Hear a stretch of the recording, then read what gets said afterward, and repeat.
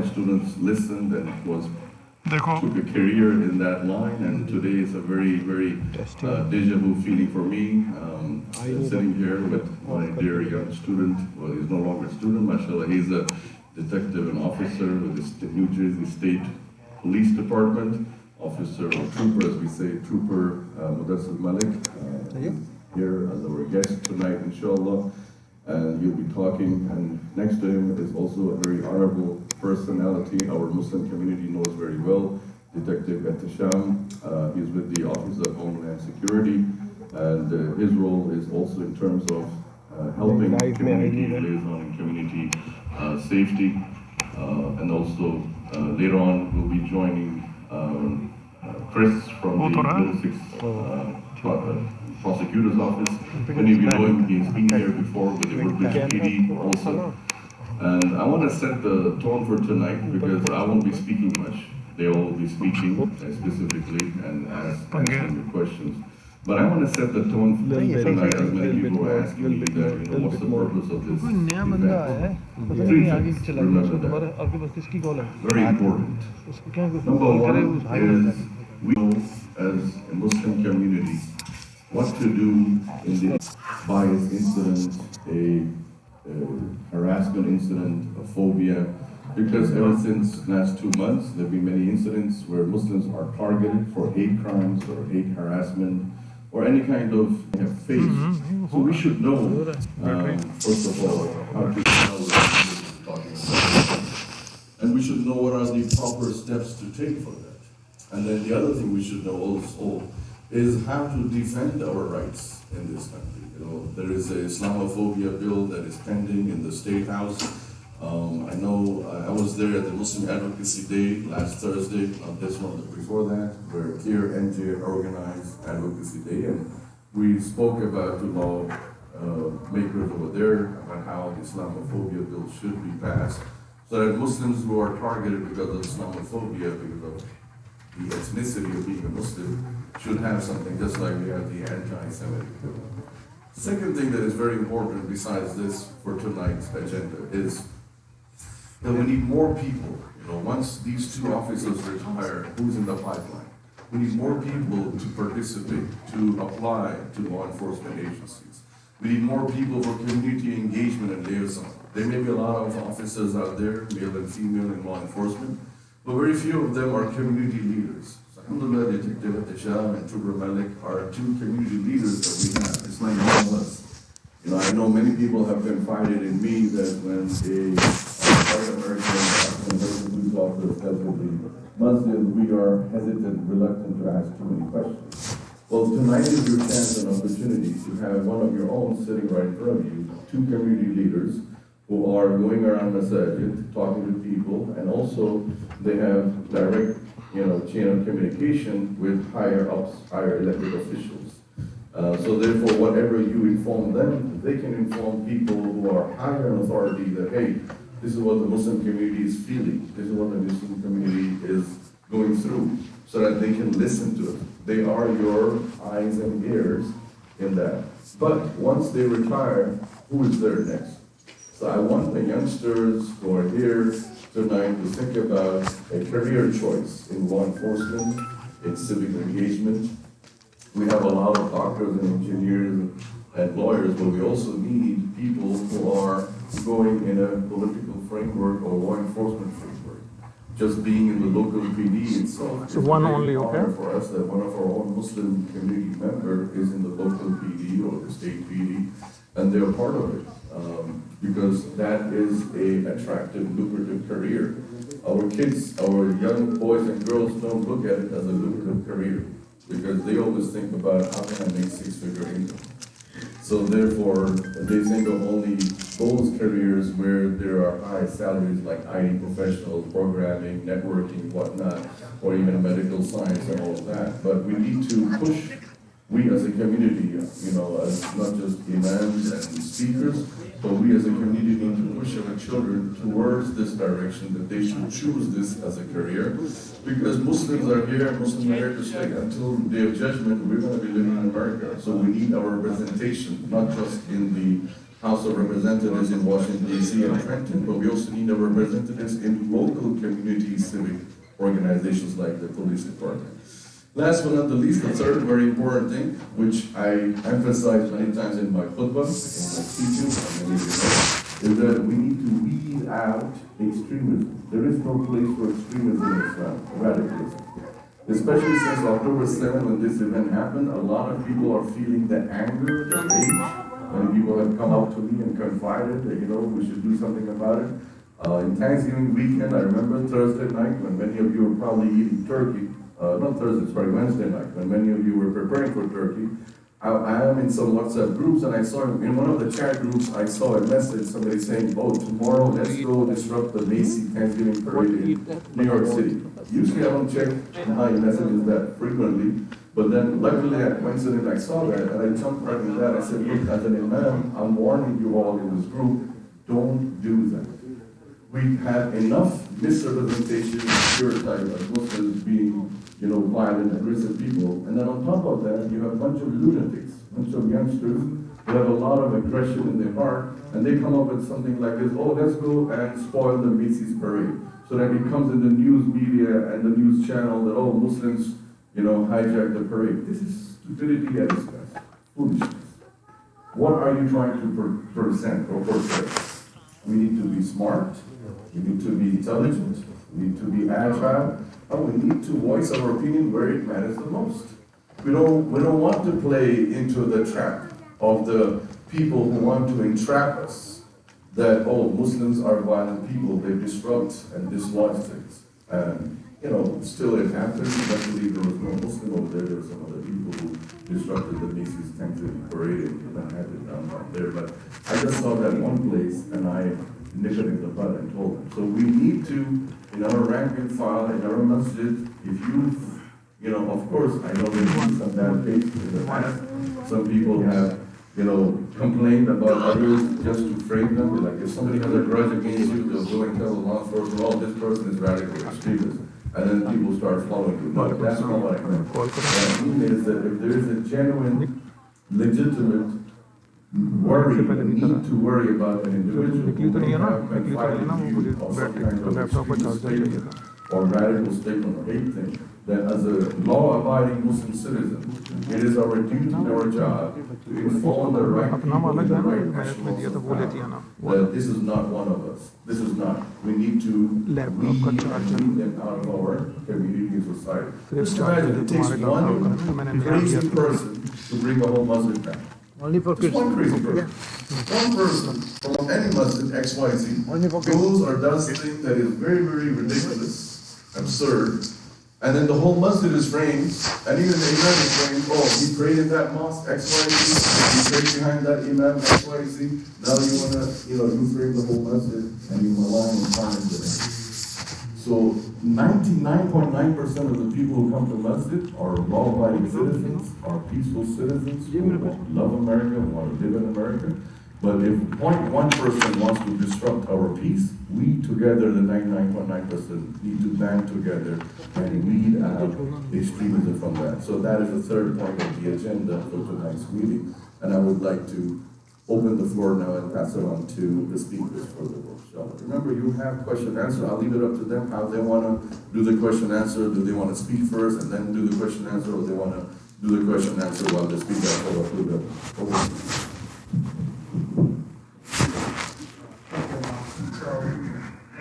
If I didn't hear, Giovanni said, so I'm actually the years ago.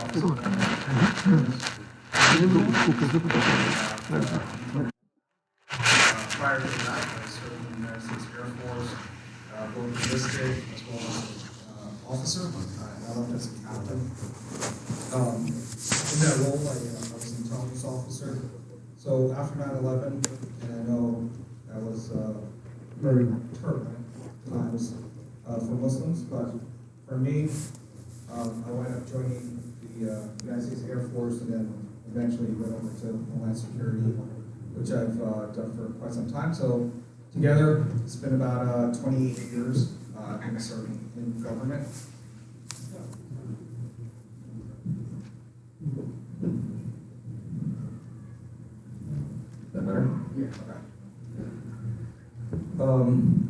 That being said, over that time frame, took a lot of time, really putting it out there for law enforcement in terms of who the Muslim community is, educating. I've been training law enforcement over the course of that 18 years regarding Islam.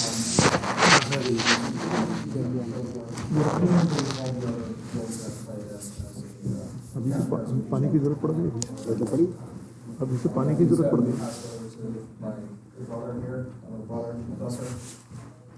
हम बीच में बैठ गए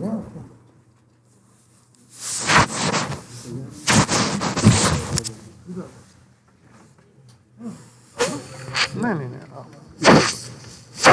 First and foremost, everybody on this Friday evening, enthusiastic to be here tonight. Myself and my parents are from Pakistan.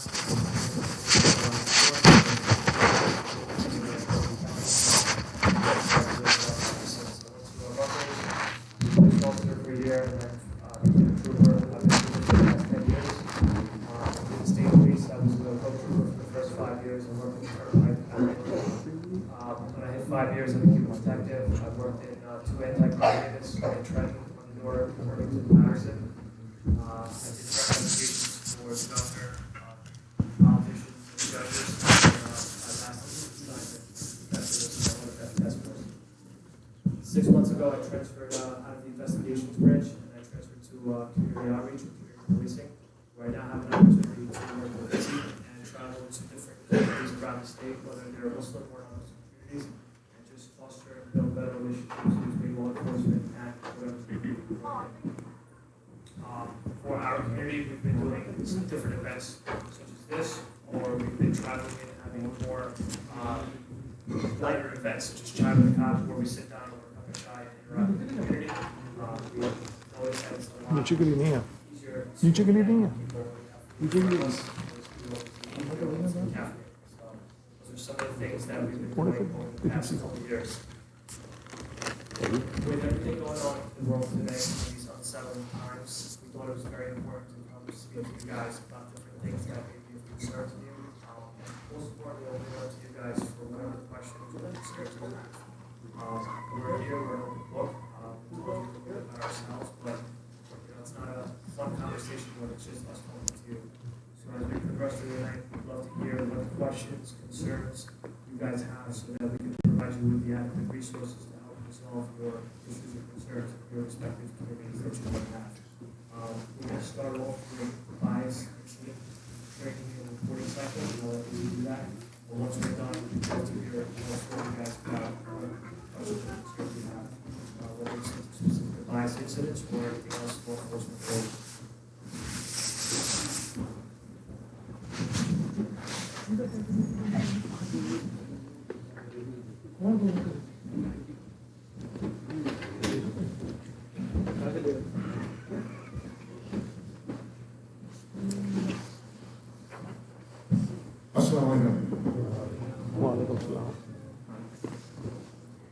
I would like to thank Imam Jawad for welcoming me to the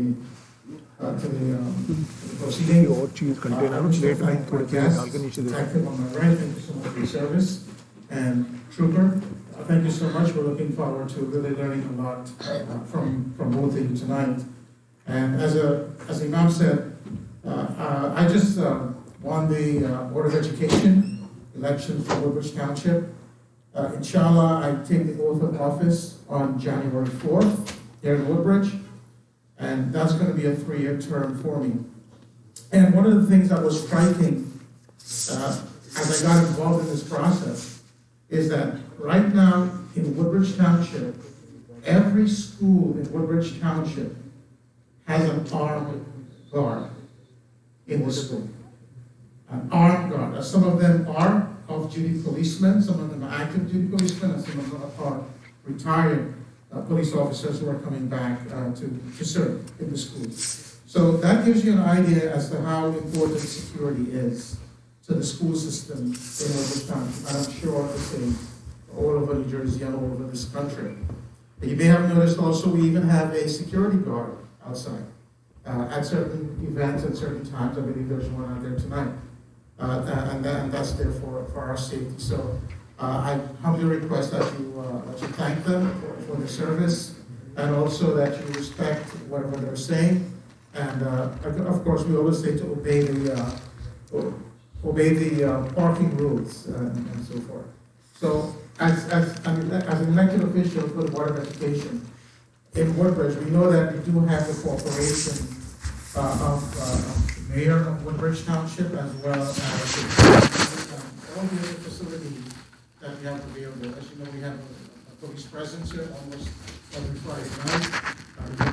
We have a police presence here, and that's meant to protect everyone. So what I would like to do is, ask you all to be very inquisitive. Please remember to ask questions that are relevant to this discussion here tonight, so that we can come away with a more informed opinion and be able to think constructively. And as Imam said, not to think emotionally, but to think sensibly about how best we can plan for security. And it's not just security in the mosque, it's not just security on the streets, but think of your own home, and how to protect your own home, and putting security measures in. So thank you so much. If you have any questions, I'm glad to take them later on in our meeting and our discussion tonight. Thank you.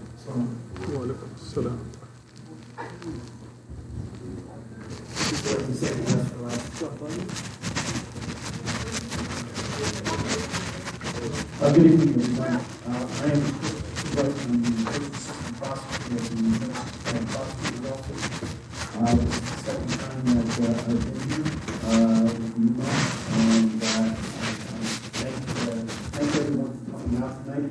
I'm here just to show support to the community for this event, and here to answer any questions on behalf of the prosecutor of Long Beach County, supporting the community, and like I said, it's our second time being out. Sit down to have an exchange of ideas, to try to answer the questions that the community might have, and to discuss any security issues, prosecution issues, bias incidents, bias crimes, and how those things make their way through the system. So I thank you for having me, and I'm here to answer the questions that you may have. I want to recognize you early. This time? Yeah. This time. All right. Here's a nice little friend. Last time I came to this thing, he recognized me. He was coming out of his car at the NBA.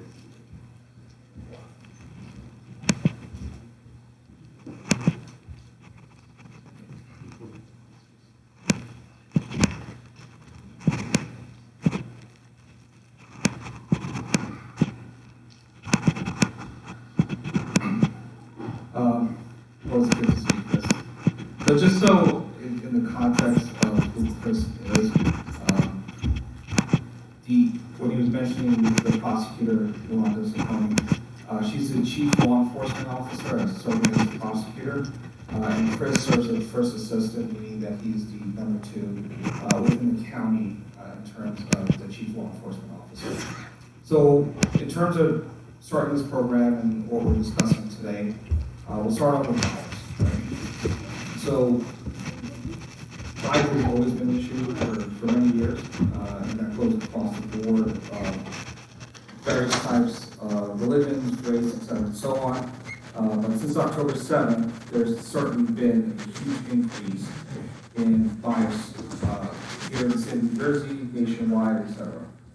That being said, what is bias? So a lot of people are kind of a little confused over what bias is, what's that threshold when it comes to the parameters of law enforcement. So what I want to do is start off with what bias is not.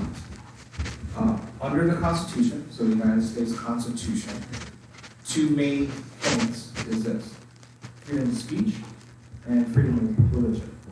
So with freedom of speech, that is a very broad stroke in terms of what you can say. Under that, with freedom of speech, you are allowed to say a lot of things, right? That doesn't meet the threshold of what bias is. In other words, you can say that you hate a group. You can say that you hate somebody based on religion, color, sexual orientation, etc. Right? When it crosses that threshold is when you're talking about threat. So there's two components of that in terms of freedom of speech. One, when you're saying something, and again, very broad scope in that. Say, for example, you can say, there's a fire, right? Openly. But if you say there's a fire in a theater, right, you're causing mass confusion, right? Mass panic. That becomes not freedom of speech, because now you're endangering the public. But when it comes to freedom of speech in terms of hating a group, based on those race, religion, etc., you can say that. The possible line is when you're actually threatening somebody. So there's three components when it comes to biased crime. One is that hate aspect based on race, color, religion. Then is the underlying threat. So in terms of free speech, it's you can say whatever you want, but then it's a matter of the threat. So that underlying crime. So in other words, if I say to Trooper Madusser here, I hate you because of you're Muslim, I can say that. Totally falls under that realm of freedom of speech. But if I say to Madusser, I hate you because you're Muslim, and I'm going to punch you in the face, now that crosses that line. Because the other to literally, legitimately punch you in the face. Where it gets to the hate crime or going into violence, for me to say, Madusser, I hate you because you're Muslim, I'm going to punch you in the face. iPhone 15 do it. That's where it becomes a bias crime. So three aspects when it comes to bias crime is that you have to conduct a crime based on the race, religion, etc. Two, actually engage in the crime. And third, have a victim. So, for example, a lot of times we have bias incidents where folks someone into the building. So, building is not a victim. So that is the ideology, the victim, and then the actual underlying crime. Now, that being said, what do you do in terms of reporting?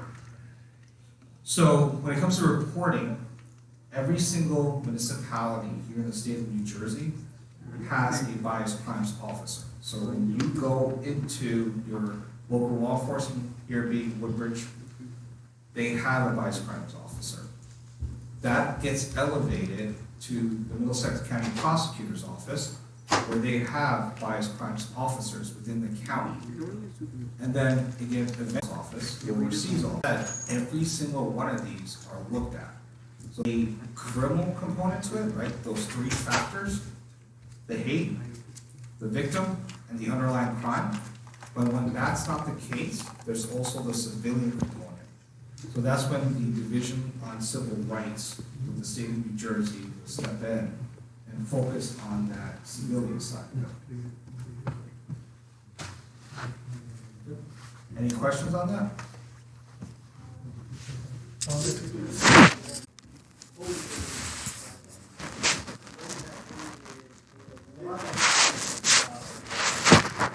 Whether it's based upon religion, whether it's based upon sexual orientation. So, assault, harassment, sexual assault, any of those things that are based and are motivated by hate. So that's what bias is. And as the great agent indicated, we here in Middlesex County speak regularly to report. It's key to report. So when we say that it might be a biased incident, but the problem is that this biased incident is tracked.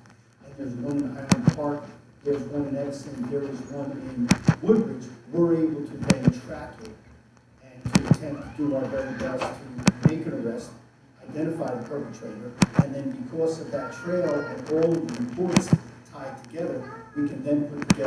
prosecution and pursue bias crimes events. I know many times people like to go to the top, they hear I'm calling the Attorney General's office, or I call the Department of Justice, or things of that nature. Quite frankly, you're going to get the best result by calling your local authority.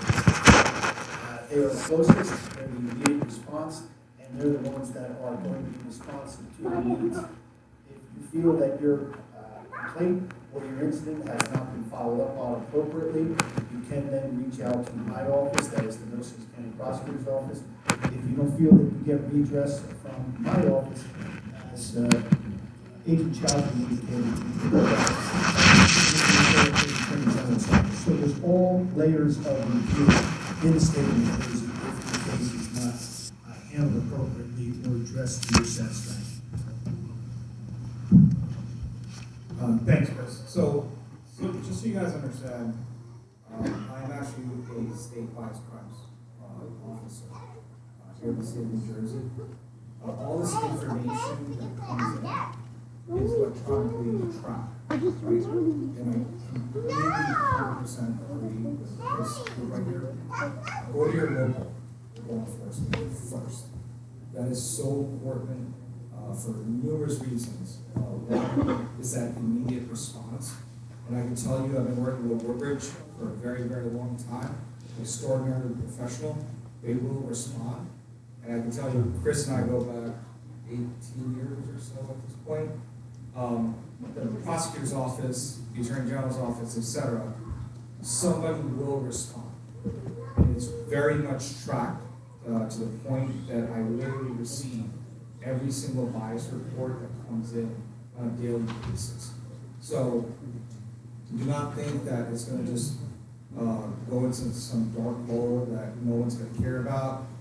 And like again, like Chris has mentioned, if you don't get the response, which I highly doubt from Woodbridge Police Department that you won't, you can call Chris. You can call with us or whoever you want. And we'll make sure that we'll follow along. But it's important to report it and report it immediately. That's the biggest key. Don't hesitate to report. Sorry, sir. How do you navigate like a verbal assault that had a bias threat? You don't have that. Someone comes up to you on the street, they recognize that you, and you don't have, evidence, you can record it, how do you navigate that? Nothing physical action, but it's like verbal. Well, initially, the key is to report it, and then to provide as much information to law enforcement. Law enforcement will investigate, and then try to gain as much corroboration of the event as possible. If you indicate that there is no corroboration, I mean, that's what we do each and every day. Cases are prosecuted on the word of one individual. Evaluate those. Are they going to go in front of a jury of 12 people? May or may not. But the bottom line is, could the matter then be downgraded, going from Superior Court to the Municipal Court to be prosecuted? Quite possibly. But just because it's the word of one individual doesn't mean that it doesn't get reported and shouldn't be investigated. And more importantly, the direction of your case should then be discussed. Sit down, talk to you, find out what your intentions are, what you're looking to accomplish. And that's some of the first questions that I ask people when I sit down with victims each and every day. What are you looking to accomplish? 9 times out of 10, people say, I just don't want to go through this again. So then I attempt to maybe start do a further contact between you and that individual. So then the second time around, if there is one, unfortunately, it's far easier because it's a contempt of that order to have no further contact.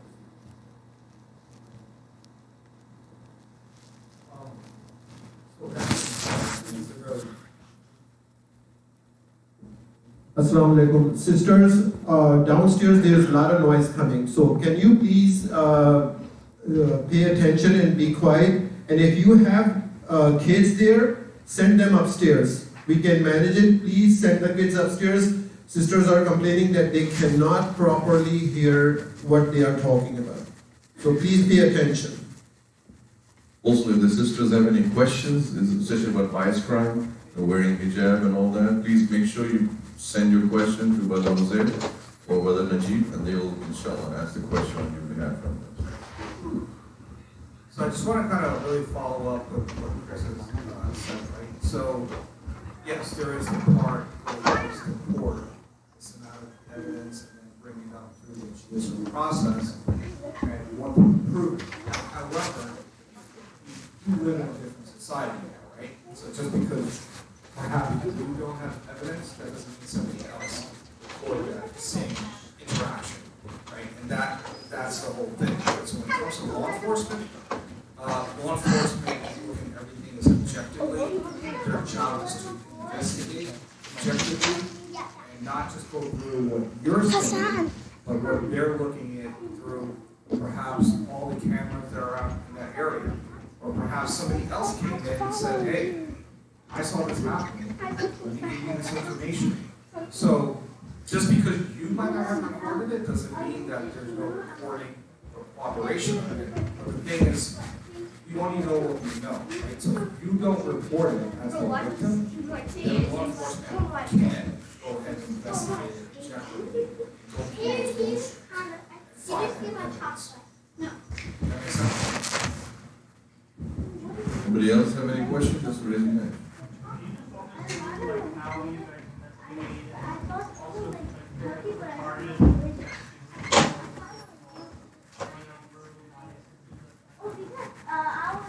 So, again, when it comes to what you're referring to verbal assault, it's a matter of First Amendment protected free speech, and then there's the threat. Right? It does not become a law enforcement issue until there's actual threat. Right? There's two different things. So I can again say I hate Nasser because he's Muslim, but until I say that I'm going to punch Nasser, and whether it's biased or not, until I actually say that I'm going to threaten someone, it does not become breaking the law. As Chris said, there has to be an underlying crime. Just because somebody says something to you that you don't think that's hurtful does not mean that they're breaking the law. Because that falls within freedom of speech. It's a matter of when an underlying crime comes into existence, right? Like pushing that threshold within the parameters of breaking the law. Does that make sense? Yeah, so what happens like after, let's say they said something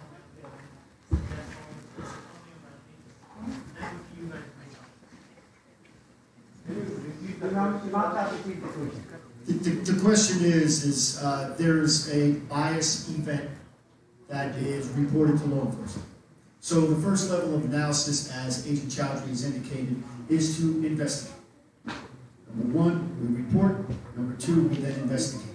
Part of that investigation is to make the determination as to a bias incident, or is it a crime, and is it going to be pursued. And before a law enforcement officer puts pen to paper, they can and should consult with you. What are you looking to accomplish? Are you going to be committed to this prosecution? If I call you, are you coming to court? Are you going to testify? Are you going to be in the area for a long period of time? And are you committed? Okay? Then, unfortunately, a biased crime will go to the prosecutor's office, and then there will be some analysis as to whether or not it stays in the Superior Court of New Jersey, or if it gets remanded to the municipal court in the town in which it occurred. Sometimes events occur and they are downgraded because the system just can't handle, or the system just can't handle all of the prosecutions. I mean, I get calls every day from municipal prosecutors to tell me, how did this end up down here? And I'm just here to just give you straight information. I'm not going to mislead you. I mean, we downgrade nearly half of every indictable case that is charged in this county. Nearly half.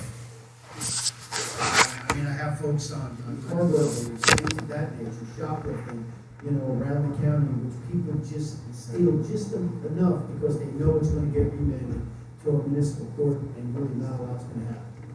So a decision is then made Superior Court or Municipal Court. If it stays at the Superior Court level, criminal justice reform, which was implemented in 2017, which really did away with the bail system.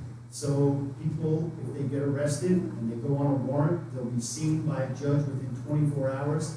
And given the nature of the offense, usually bias harassment, usually will be some sort of release with conditions as to not have any contact. As the case makes its way through the system, before it goes to a grand jury, you're going to have hearings in which the case, we're going to try to resolve the case, what's called pre-indictment. If the case isn't resolved, we try to give our best resolution, a plea bargain, before the grand jury. If the case isn't resolved, the case goes to the grand jury, and there's 23 people from all walks of life that will vote. If there's a majority of those people that vote for what's called a true bill, then the person is indicted. After indictment, the case goes to arraignment, makes its way through the system, and if the case isn't resolved, then the case will go in front of 12 people for a jury trial. Now that I told you all of that, don't take my job, okay? I let out a lot of secrets there, so, okay? All right. So there's two components to this, right? There's the law enforcement side, which is the investigation side. Chris is mentioning, like, we as law enforcement can arrest people based on probable cause. However, under the Constitution and state law, they have a right to a fair and speedy trial. That means under the law, in terms of prosecution, the state or attorneys, whether it's assistant prosecutors or prosecutor's office, the state, local, have to prove based on evidence. So there's two things. Just because we have enough to arrest somebody does not mean that's an automatic jail or anything like that. We have to go through a process, just like you in this room, to a fair and speedy trial. So please understand that evidence is very, very important in terms of convicting somebody, right? Jury of 12 years. That is very, very important. So it's two different things. There's an investigation, and there's the prosecution side. I use an analogy all the time about a family that loves each other. They live together each and every day. They get together on a Friday night, and they determine, or they get together to see where they're all going for dinner. And there's probably about 4 different opinions, and it takes somebody finally, like the imam, to make a decision as to where everyone's going to go. Right? How often does that happen? So you're talking about 12 people from all walks of life to get together in a room, and it has to be unanimous. Everyone has to say guilty. So going back to the gentleman's point of view, is sometimes, if it's not corroborated, if it's one person's word against another, you may have to sit down with the prosecutor and have a conversation as to how to best resolve this long-term, getting restraints, making sure that it doesn't happen again, making sure that it doesn't impact your community, and what's the best long-term result for the community. I can tell you, I sat down, I sat down on Wednesday. I went to Monroe Police Department, and I probably spent about 2 hours sitting down with victims whose house of religion was vandalized. And the next thing you know, it was done by a juvenile, it was done by a 15-year-old, and I looked him square in the eye and I said, what do you think I'm going to get if I charge this young person on a juvenile delinquency complaint and I brought them to court? Probably what's called a deferred disposition, which means if you're good for a year, it goes away or happen, with little or no supervision. So I needed to sit down and to convince the head of that congregation that a station house adjustment was the best course of action that would be monitored by local law enforcement, and we had conditions, sensitivity training, cultural sensitivity, to go through with what the impact on that house of worship was, to have some degree of a curfew. make sure that there was mandatory therapy, make sure that there was no further contact at the house of worship, that there was no further contact with law enforcement. So it's a little difficult to try, as you rightfully said, to explain a little bit about the system. Sometimes people don't want to hear it. You know, they want to sign a complaint, they want to go to court, prosecute. And I tell them, I've been doing this for a little while. And the bottom line is that when I get in court, maybe nowhere near what I can accomplish on a local level, working with Trooper Malik and Agent Chowdhury, local law enforcement, and other community stakeholders trying to get something.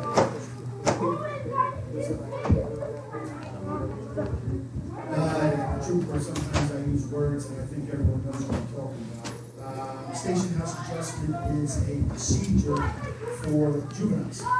Station house. Used to be like the precincts in New York City, precincts, station house. It's sort of like a police department. So what it is, it's a station house where everyone comes to the police department. You make a contract between law enforcement, the juvenile, and the victim. And if the juvenile abides by the contract for a period of 12 months, the case never happens. If they don't, complaint signed, and then it goes to court. And then sometimes in adult court, you'll be asked pre-trial intervention. And, you know, maybe some of you have heard the phrase PTI. It's the same thing in juvenile court, it's 12 months. In adult court, it's a 3-year maximum. You are supervised a little more stringently by the probation department, and at the conclusion of the 3-year period, the case, as if it never happened, gets dismissed.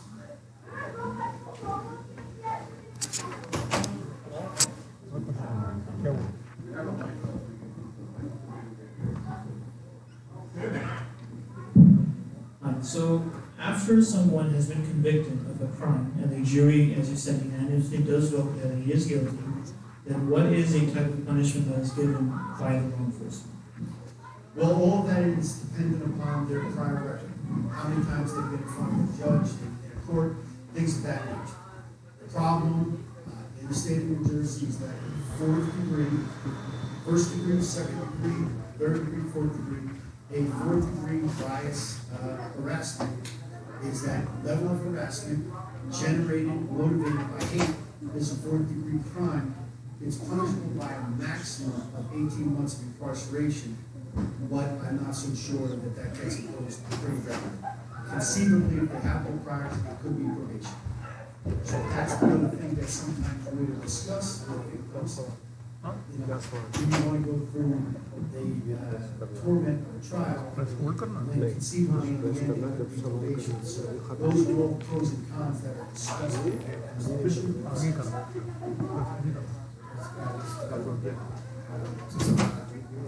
Also understand that when it comes to law, in this situation, you also have to show intent.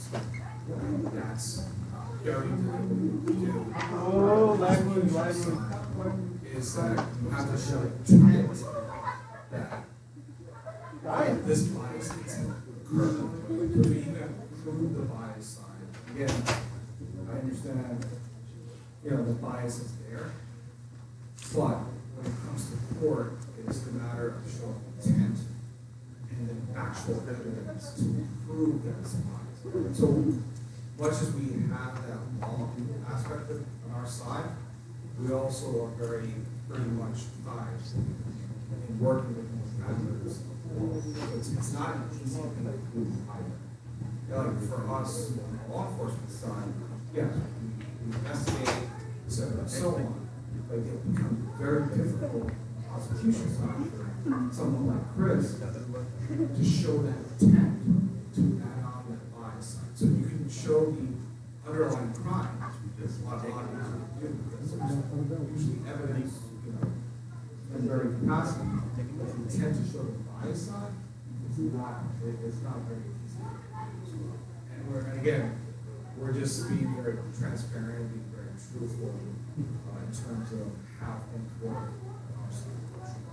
Question here.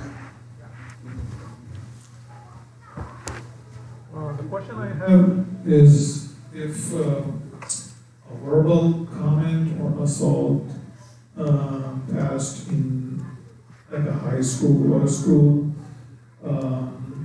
does it get reported to the prosecutor office or any other office?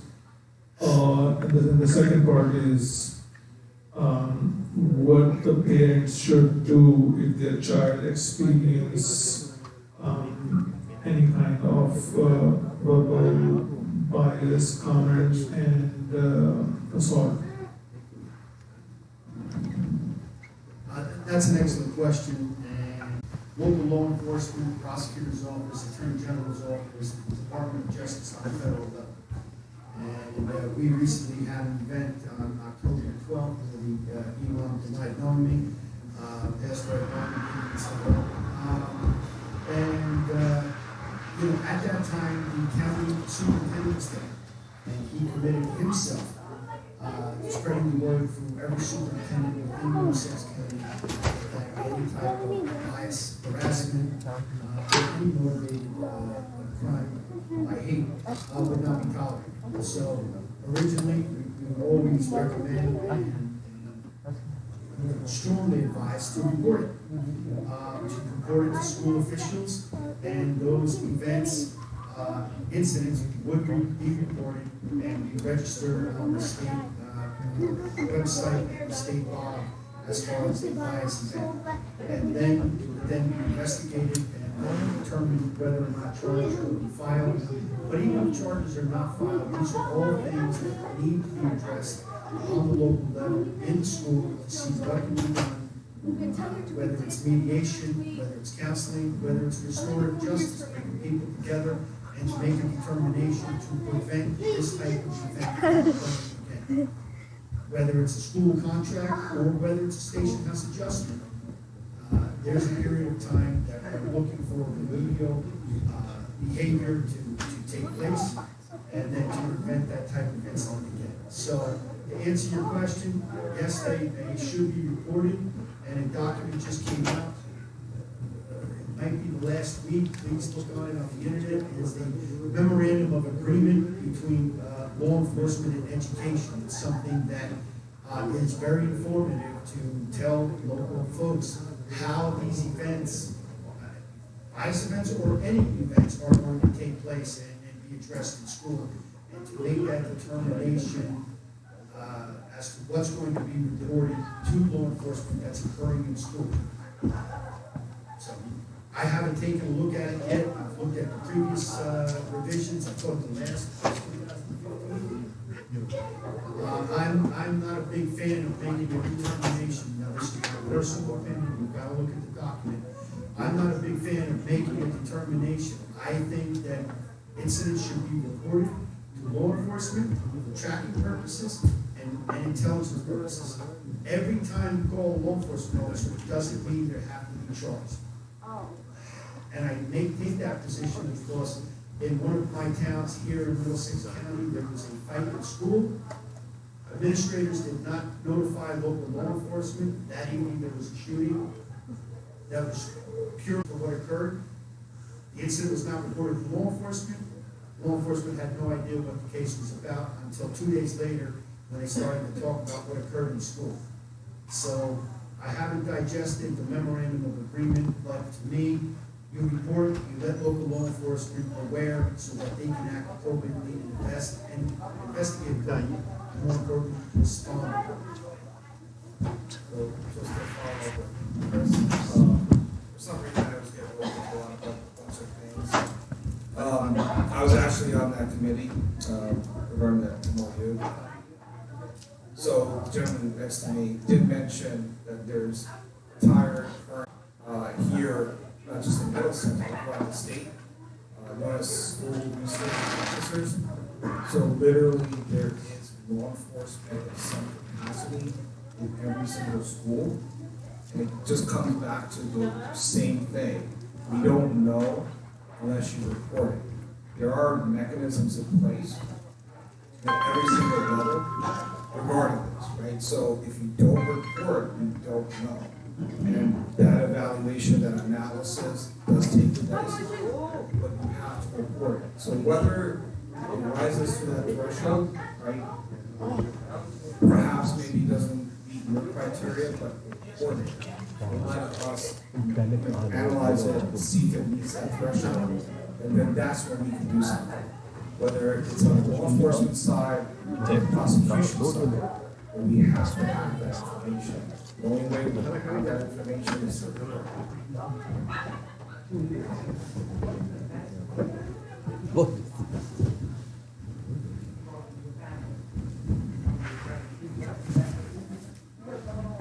ये 2 डब्बे बना देना मुझे पहले 2 डब्बे बना देना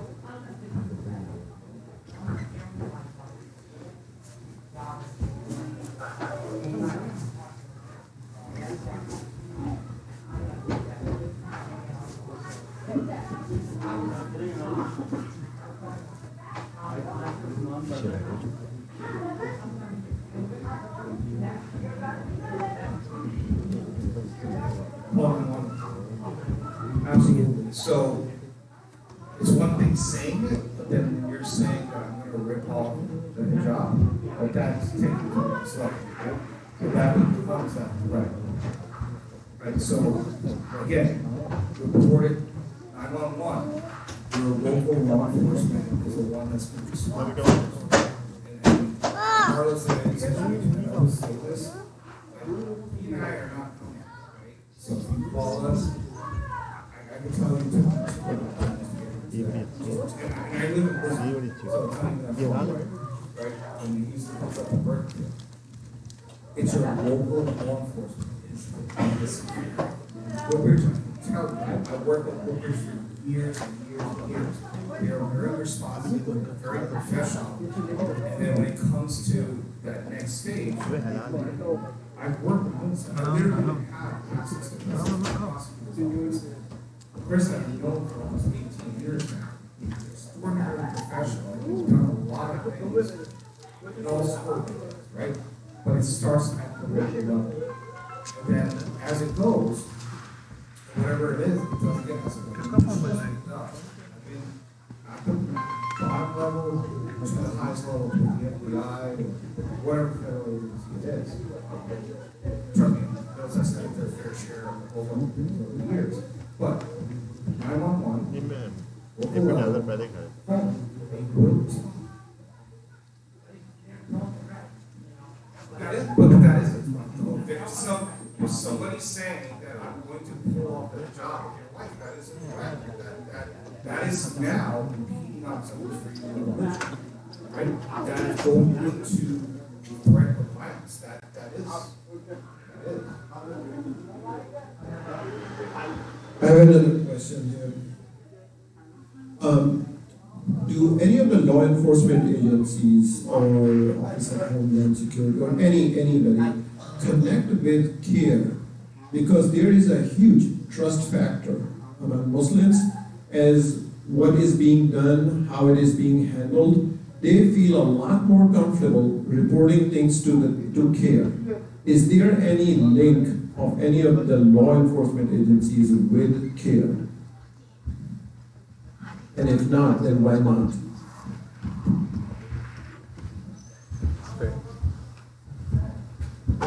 So CARE is its own independent entity and organization. They do work where they represent Muslim people that have had their rights violated.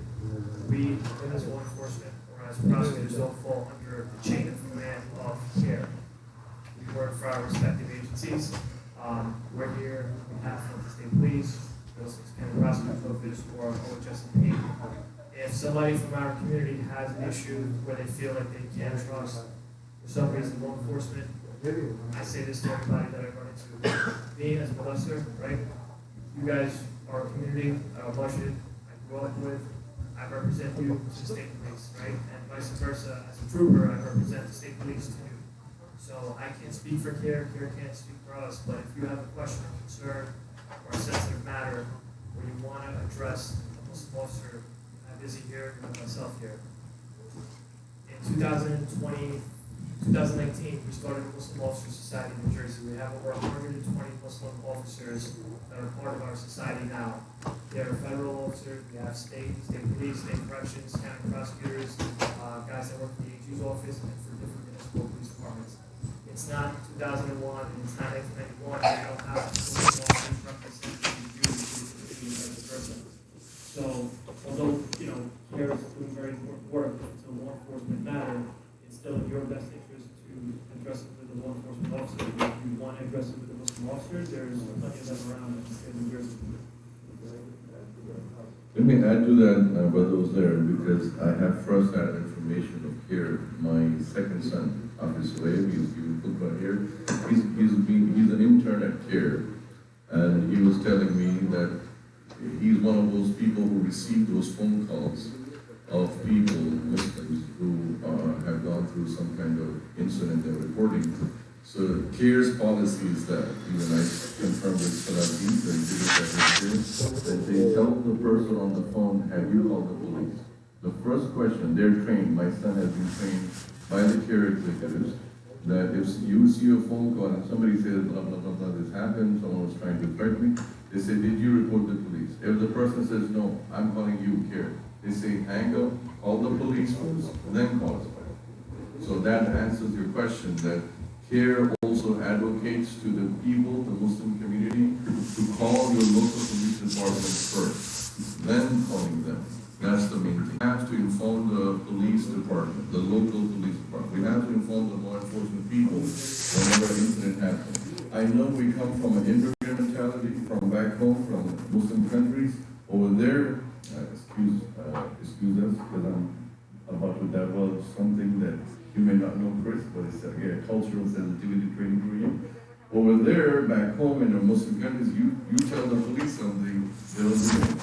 So when we immigrate to America, somehow in the back of our mind, we have the same mentality, oh, if I tell the police not going to do anything, so let me call CARE. Wrong. This is America. This is 2024 now. And you are an American citizen. You took an oath. You need to inform the law enforcement. I cannot reiterate as an imam. The slightest threat you get anywhere, don't call me, don't call Chris or the minister or anything. Call the 911 police and now, this is what they've been reiterating. After you call the law enforcement and you register your complaint, nothing happens, that's where they come in. That's where you go to the next echelon of power. But I know people coming from Arab Muslim countries or from India, Pakistan, Bangladesh, well, we know how the police deal with us over there because there's no democracy over there. It's a joke. But this country is the emblem of democracy.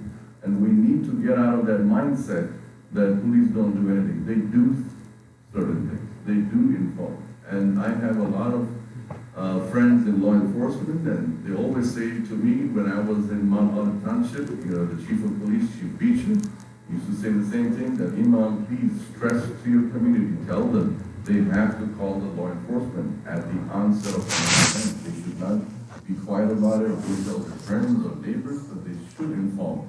And the Chief Beecher, I had him on my speed dial, he would always say, if any of my officers did not act upon a complaint that your community mentioned, please let me know, I'll be the first.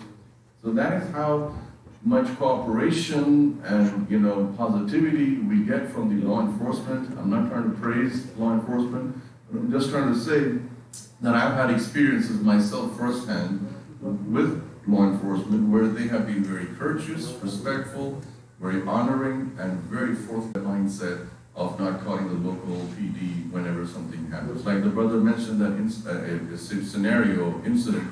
If in the parking lot somebody threatens your wife, or if somebody pulls the hijab of your wife, even if you did not record it, or still not record it, you need to call the police right away, 911. That I was in the parking lot of Walmart. It happened with me once. I was driving on the road, and I was, the traffic light was red, and there was a Ford F-150 truck with huge wheels, and my windows were down in the summertime. He said, hey, you, and then after the racial slur, he said, go back to where you came from. I just took his number, license plate number, and reported to whoever had to be reported to. And the guy,